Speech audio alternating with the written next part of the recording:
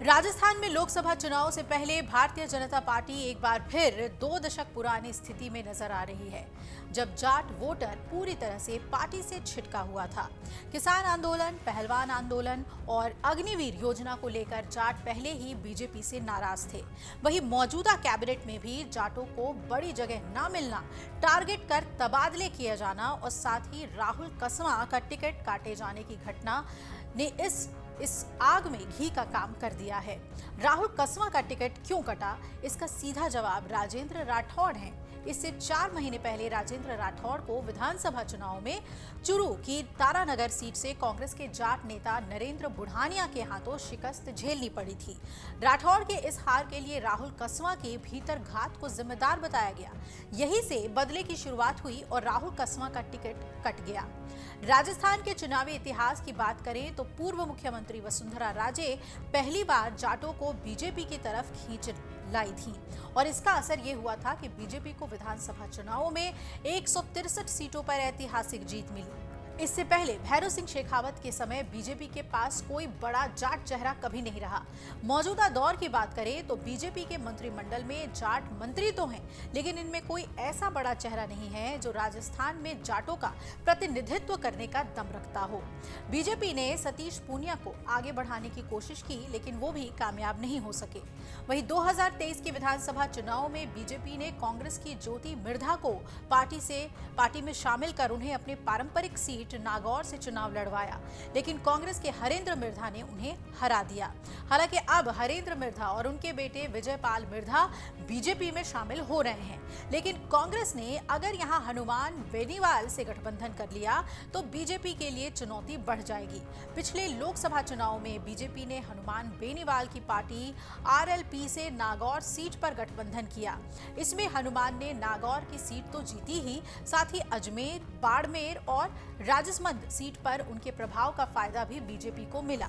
लेकिन इस बार बेनीवाल भी बीजेपी से छिटक गए। जाट नेताओं के नाम पर अब बीजेपी के पास कोई बड़ा चेहरा नहीं है, जो हैं वो कांग्रेस के आयातित हैं। लेकिन बड़ा सवाल ये है कि क्या कांग्रेस छोड़कर बीजेपी में आने वाले जाट नेता अपने साथ इस वर्ग को भी बीजेपी में ला पाएंगे।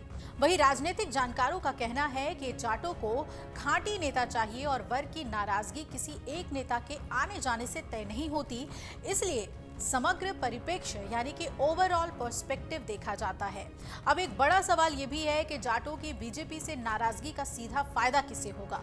तो राजस्थान में विकल्प के तौर पर फिलहाल कांग्रेस नजर आ रही है, लेकिन जिस रफ्तार से जाट नेता कांग्रेस को छोड़कर जा रहे हैं, क्या कांग्रेस इस वर्ग को अपने साथ बनाए रख पाएगी?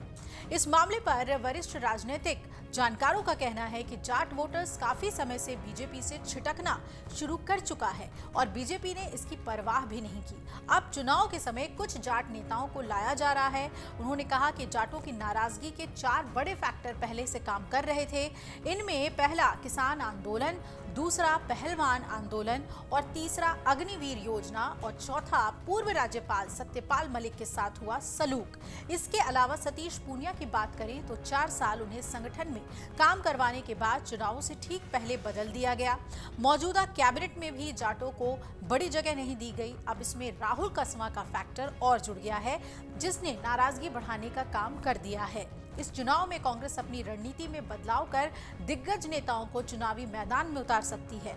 ऐसे में पूर्व मुख्यमंत्री अशोक गहलोत और सचिन पायलट का नाम इस वक्त चर्चाओं में है। ऐसा इसलिए भी कहा जा रहा है क्योंकि 2014 और 2019 के लोकसभा चुनाव में कांग्रेस को राजस्थान में करारी हार का मुंह देखना पड़ा था, लेकिन अभी तक ना तो गहलोत और ना ही पायलट ने चुनाव लड़ने पर हामी भरी है। इसलिए भी कांग्रेस आलाकमान सूची जारी करने में देरी कर रही है। राजनीतिक पंडितों का यह भी कहना है कि 10 साल का सूखा खत्म करने के लिए कांग्रेस के पास अभी तक इन नेताओं का कोई विकल्प नजर नहीं आ रहा। जोधपुर लोकसभा सीट से अगर गहलोत चुनावी मैदान में उतरते हैं तो वो भाजपा के गजेंद्र सिंह शेखावत को कड़ी टक्कर दे सकते हैं। वहीं टोंक सवाई माधोपुर सीट पर सचिन पायलट को तगड़ा दावेदार माना जा रहा है। अगर आप ये वीडियो YouTube पर देख रहे हैं तो हमारे चैनल को सब्सक्राइब करें और बेल आइकन को दबाना ना भूलें। अगर आप Facebook पर ये वीडियो देख रहे हैं तो हमारे पेज को लाइक करें।